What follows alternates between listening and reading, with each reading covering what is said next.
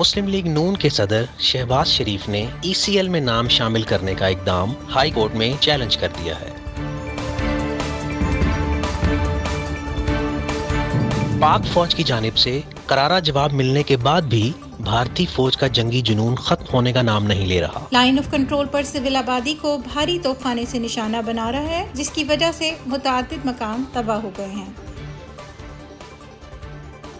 अगर दहशतगर्दी का कोई वजूद था तो भी भारत को सरहदी खिलाफ वर्जी की इजाजत नहीं। तर्जुमान दफ्तर खारजा।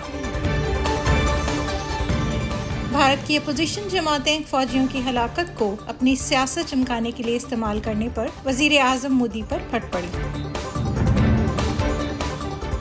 ISPR की जानिब से जारी करदा बयान के मुताबिक पाक फौज किसी भी जारिया से निमटने के लिए मुकम्मल तौर पर तैयार है।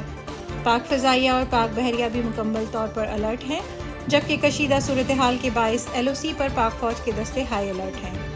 कंट्रोल लाइन पर पाकिस्तानी फौज भारतीय इश्ताल अंगेजियों का मौसर जवाब दे रही है, जबकि अवाम को अफवाहों से होशियार और सोशल मीडिया के इस्तेमाल में मोहतात रहने की हिदायत।